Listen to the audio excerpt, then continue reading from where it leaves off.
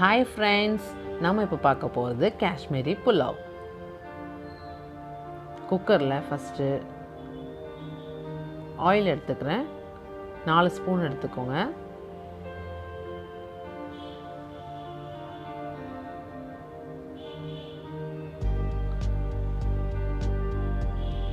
அதுக்கு முன்னாடி basmati rice 4 cup நான் எடுத்துக்கிறேன். 300 கிராம் ரைஸு.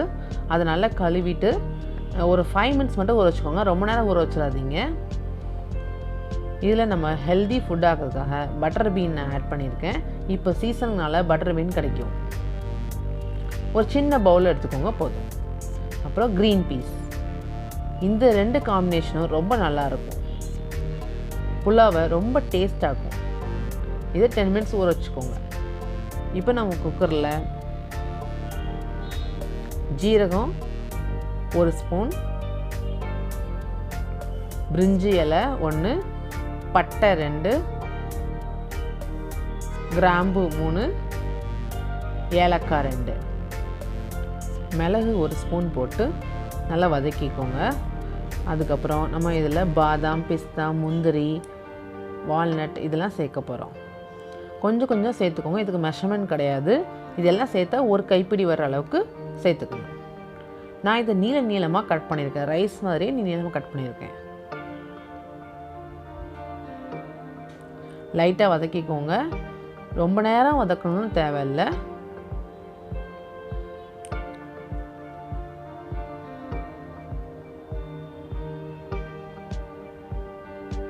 வதங்கிடுச்சு. இதில் கொஞ்சம் காயம் சேர்த்துக்கிறோம்.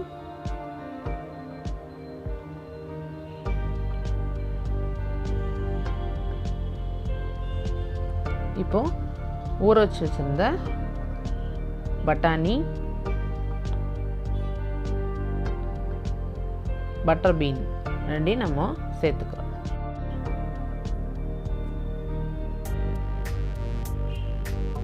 அதையும் லைட்டாக வதக்கிக்கோங்க. ஒரு 1/4 டீஸ்பூன் மஞ்சள் சேர்த்துக்கிறோம். உப்பு தேவையான அளவு சேர்த்துக்கோங்க.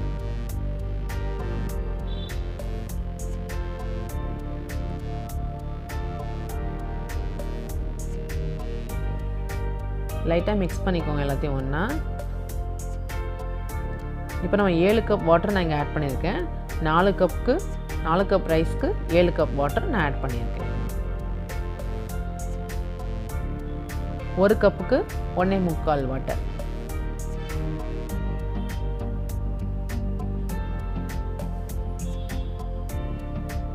இப்போ உப்பு சரியாக ஒரு தடவை பார்த்துக்கோங்க.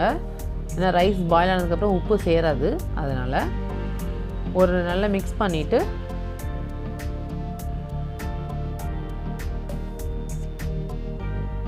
ஒரு டேபிள் ஸ்பூன் பட்டர் இல்லைன்னா ஒரு சின்ன துண்டு பட்டர் நம்ம சேர்த்துக்கிறோம். வெண்ணெயை நம்ம சேர்த்துக்கிறோம். இப்போ ரைஸ் ஆட் பண்ணிடலாம். நல்லா வாட்டரை ஃபில்டர் பண்ணிவிட்டு ரைஸை ஆட் பண்ணிக்கோங்க.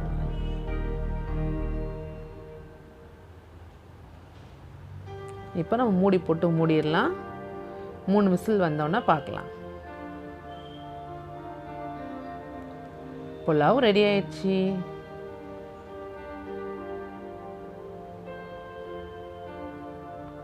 ரொம்ப டேஸ்டியான ஹெல்த்தியான புலாவ் ரெடி ஆயிடுச்சு. பொடி பொடியாக வந்திருக்கு பார்த்தீங்களா? தேங்க்யூ ஃபார் வாட்சிங். Like, share and subscribe my channel.